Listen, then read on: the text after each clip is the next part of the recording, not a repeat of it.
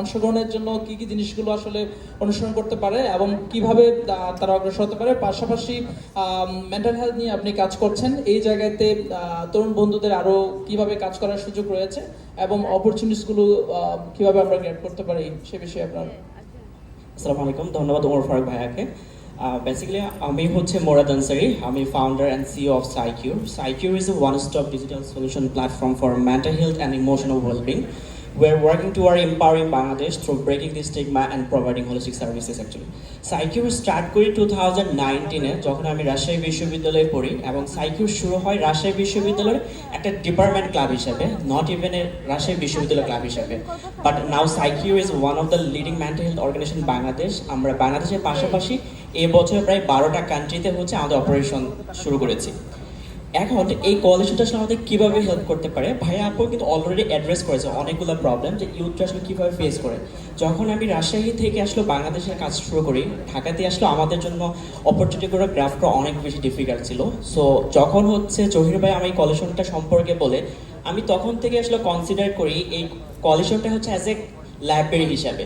Library এই জন্যই যে অন্টারপ্রেনার্সরা অলওয়েজ হচ্ছে I feel like they are store of হচ্ছে প্রবলেমস। আমাদের হচ্ছে এবছর একটা মোটো ছিল আমরা হচ্ছে বান্দরবান খাগড়াছড়িতে আসলে কাজ করব, বাট আসলে অর্গানাইজেশনটা আমরা ওই জায়গায় যেয়ে আসলে আমাদের জন্য কাজটা ইমপ্লিমেন্ট করা পসিবল না। সো এই কোয়ালিশনের থ্রুতে কিন্তু আমরা হচ্ছে আরেকটা ইউথ লিড অর্গানাইজেশনকে পাই, যাদের থ্রুতে আসলে আমরা এই জিনিসটা ইমপ্লিমেন্ট করা হচ্ছে স্টার্টটা করতে পারি। সো এই জন্যই আমি এটাকে হচ্ছে লাইব্রেরি বলছি, যে সব জিনিসের সমাধান যেরকমভাবে লাইব্রেরিতে থাকে, আমার মনে হয় এই কোয়ালিশনটাই আসলে আমাদের রাইট প্ল্যাটফর্ম হিসেবে কাজ করবে, আমাদের ভয়েস, আমাদের চ্যালেঞ্জ এবং সব কিছু হচ্ছে রাইট জায়গায় আসলে পৌঁছে দিতে। এবং এক্সপেকটেশন যদি বা সাস্টেনেবিলিটির ক্ষেত্রে চিন্তা করি, সবসময় আসলে সাস্টেনেবিলিটির জন্য রাইট যে জিনিসটা দরকার আসলে ক্যাপাসিটি বিল্ডিং।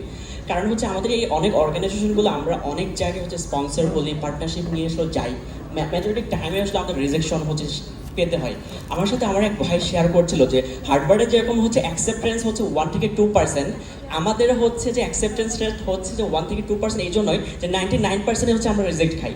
সো আমরা আসলে জানি না আসলে কীভাবে আসলে এই ডকুমেন্টসগুলো আসলে প্রিপেয়ার করতে হয় বা অন্যান্য রিসোর্সগুলো প্রিপেয়ার করতে হয়। সো আমার কাছে মনে হয় এই কোয়ালিশনটা যদি আমাদের ক্যাপাসিটি বিল্ডিংয়ে হচ্ছে হেল্প করে, অ্যাট দ্য সেম টাইম হচ্ছে মাইক্রো গ্র্যান্ডের বা হচ্ছে আদার্স ফ্যাসিলিটির যদি একটা পাইপলাইন তৈরি করে, এবং অ্যাট দ্য সেম টাইম এই লোকাল ভয়েসগুলো যেন হচ্ছে ইন্টারন্যাশনাল বা হচ্ছে লোকাল পলিসি মেকারদের রিচ আউট করতে পারে।